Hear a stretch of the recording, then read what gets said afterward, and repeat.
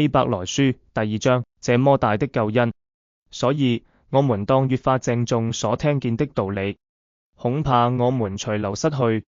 那藉着天使所傳的話既是確定的，凡干犯悖逆的都受了該受的報應。我們若忽略這麼大的救恩，怎能逃罪呢？這救恩起先是主親自講的，後來是聽見的人給我們證實了。神又按自己的旨意，用神、奇事和百般的異能，並聖靈的恩賜，同他們作見證救恩的元帥。我們所信將來的世界，神原沒有交給天使管轄，但有人在經上某處證明說：人算什麼，你竟顧念他；世人算什麼，你竟眷顧他。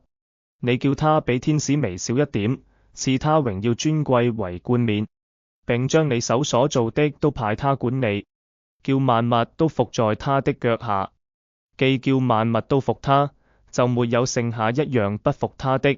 只是如今我們還不見萬物都服他，唯獨見那成為比天使小一點的耶穌，因為受死的苦，就得了尊貴榮耀為冠冕，叫他因着神的恩，為人人嘗了死味。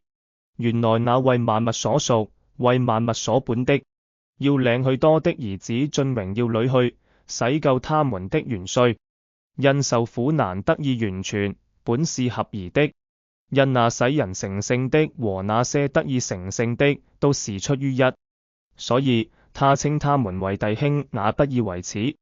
說：我要將你的名傳與我的弟兄，在會中我要頌揚你。又說：我要倚賴他。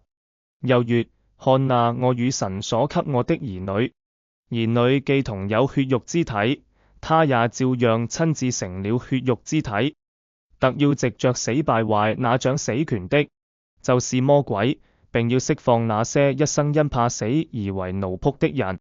他並不救拔天使，乃是救拔亞伯拉罕的後裔。所以他凡事該與他的弟兄相同，為要在神的事上成為慈悲忠信的大祭司，為百姓的罪獻上挽回祭。他自己既然被試探而受苦，就能搭救被試探的人。靈修主題：基督的道成肉身與救恩。經文重點：希伯來書第2章。警惕與堅定。作者提醒信徒要更加留心所聽見的道，免得偏離，因為若忽視神的救恩，會有嚴重後果。這告訴我們要時刻警醒，堅持信仰。基督的道成肉身。基督為了拯救人類，選擇成為人的樣式，這顯示了的謙卑和對我們的愛。耶穌成為我們的榜樣，使我們能夠經歷的救恩。基督的救贖。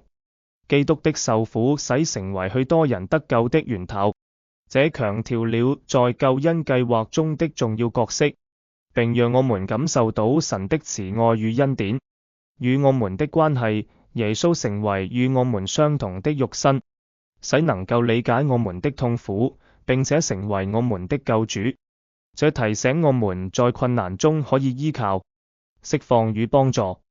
基督在受試探時能夠幫助那些受試探的人，這讓我們知道無論面對什麼挑戰，耶穌都能與我們同在，並賜予我們力量。禱告。親愛的天父，感謝你賜給我們耶穌基督，使成為我們的救主和幫助者。求你幫助我們在生活中時刻依靠的力量、行動，反思基督的道成肉身如何影響你的生活，並尋求在試煉中依靠。願希伯來書第2章激勵我們更加珍惜神的救恩，並在基督裏找到堅固的依靠。